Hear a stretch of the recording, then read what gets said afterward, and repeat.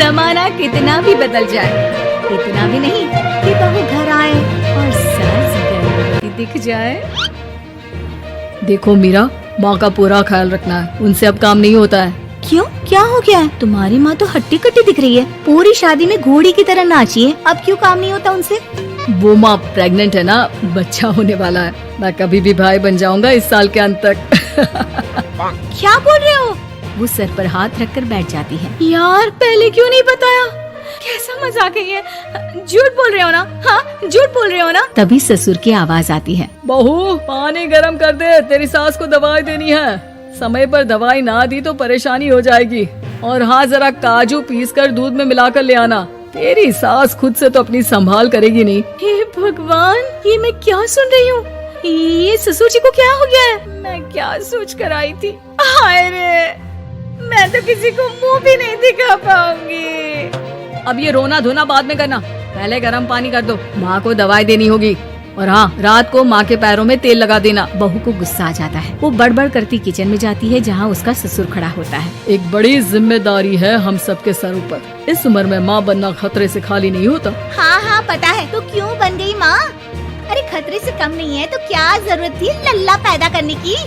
कैसी बात कर रही हो बहू? क्या तुम खुश नहीं कि घर में एक नया मेहमान आएगा, छोटे छोटे पैरों से पूरे घर में घूमेगा?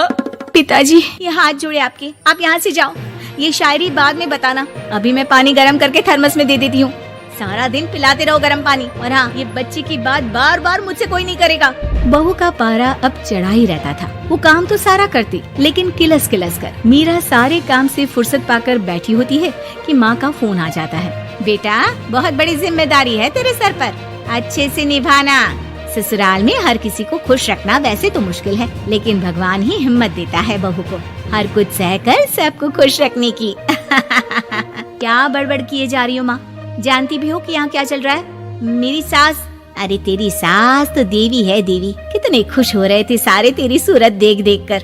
पता नहीं जैसे बहू नहीं कोई मन मांगी मुराद मिल गई हो उन लोगों को। अरे बात तो पूरी सुनो। मन मांगी बुरा तो पूरी हुई है। अरे मेरी सास को बच्चा होने वाला है, प्रेग्नेंट है वो। क्या बकवास कर रही है मीरा? ये बात किसी को कहना मत। मुझे तो बता दिया, लेकिन अब अपनी जबान सिल ले। कहाँ है तेरी सास? बात तो करा मेरी। पूछू जरा, पोता पोती खिलाने की उम्र में खुद का बच्चा खिलाने का शौक कहाँ से आ गया? और आया भी तो बताना तो चाहिए था। अब क्या नाक कटाने के लिए हम लोगों से रिश्ता जोड़ा है? रुक, तेरे पापा से बात करती हूँ। मीरा फोन रखकर लेट जाती है। वो एक सपना देखती है कि उसकी गोद में एक बच्चा खेल रहा है। भाभी की गोद में कितना खुश दिख रहा है ना, लग ही नहीं रहा कि भाभी है। मैं तेरे लिए क्या लाया हूँ, सोने की बालियाँ। तेरी शादी में तो मैं बुढ़ा हो जाऊंगा ना। अरे कैसी बात कर रहा है बेटा, इसकी जिम्मेदारी तो तू ही लेगा। हम लोगों का तो कोई भरोसा नहीं, कब ऊपर वाला उठा ले। बहू को सास को देख देख कर गुस्सा आ रहा था। तभी वहाँ पड़ोसन आ जाती है। अरे बहू, तुझसे तो पूछने से भी डर लगता है कि कब खुशखबरी सुना रही है। अब तो अपनी 1 महीने की ननद की ही जिम्मेदारी संभाल ले, बहुत है। अपने जेवर भी रख देना और पैसे भी जमा करना शुरू कर दे। वो बात आगे बढ़ाती, उससे पहले ही बहू जोर से चिल्लाकर उठ जाती है। नहीं नहीं नहीं नहीं, मैं अपने जेवर किसी को नहीं दूंगी। अरे कौन ले रहा है तुम्हारे जेवर? तुम औरतें भी ना सपने में भी जेवर ही संभालती रहती हो। मैंने जो सपना देखा है ना, सुनोगे तो होश उड़ जाएंगे। अच्छा, तुम अपना सपना बाद में बताना, पहले मेरा सुनो। कल मैंने इतना अच्छा सपना देखा, इतना अच्छा सपना देखा कि अगर वो पूरा हो जाता है ना तो मैं तुम्हारे लिए रानी हार बनवा दूंगा। बहू अब सारे गम भूलकर पति का सपना सुनने में लग जाती है। अरे क्या सपना था बताइए ना, बोलिए भी तो, क्या सपना है? मैं पूरा कर दूंगी अगर बात रानी हार की है तो। बोलिए बोलिए। मैंने रात को सपना देखा कि माँ को बेटी हुई है और मुझे बहन।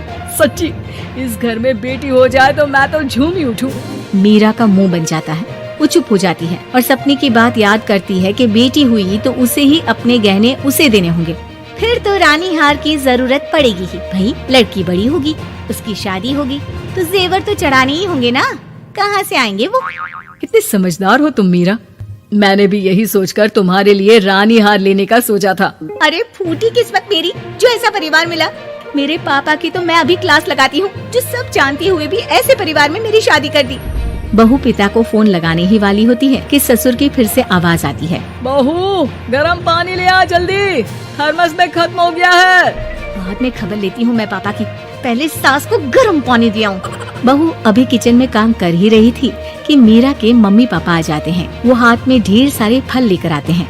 मीरा के पिता मीरा के ससुर से कहते हैं, लीजिए भाई साहब, ये फल रखिए, बहन जी को खिला दीजिएगा। वैसे कैसी है उनकी तबीयत? बस पता तो है आपको, ऐसे वक्त में जो होता है बस वही सब। मुझे तो सुनकर बहुत गुस्सा आया था, लेकिन चलिए, भाग्य में जो है लिखा उसे कौन टाल सकता है। डॉक्टर को दिखाए? हाँ, बस डॉक्टर आने ही वाला है। अच्छा हुआ आप लोग भी आ गए। उतने में एक सुंदर सी लेडी डॉक्टर आती है। पेशेंट कौन है? अरे नहीं जी, मैं तो बहू हूँ इस घर की। मैं तो अभी सोच भी नहीं सकती पोता या पोती के बारे में, अभी तो मेरी सास ही। अरे चुप हो जाना, देख तो ले, डॉक्टर है ये, किसी के भी सामने गुस्सा फोड़ देती है। डॉक्टर कमरे में जाती है और थोड़ी देर बाद बाहर आ जाती है। पीछे से सास भी निकल आती है। हे भगवान, इतना दुख तो किसी को भी ना दे जितना मुझे दिया है। देखिए बहन जी, आप लोगों को तो ये सोचना भी नहीं चाहिए था। वही तो मैं भी कह रही थी कि आप लोगों के लिए तो सोचना भी गुनाह है, लेकिन अब पछताए होत क्या जब चिड़िया चुग गई खेत। डॉक्टर वहाँ से चली जाती है। मैं माँ नहीं बन सकती, मैं प्रेग्नेंट भी नहीं हूँ। ये कैसे? तुम तो बोल रही थी कि अरे वो गैस का दर्द था और पेट भी गैस से फूल रहा था। डॉक्टर ने चूर्ण दे दिया है, गर्म पानी से फाँकना है। हाँ? मैं अभी लाती हूँ गर्म पानी।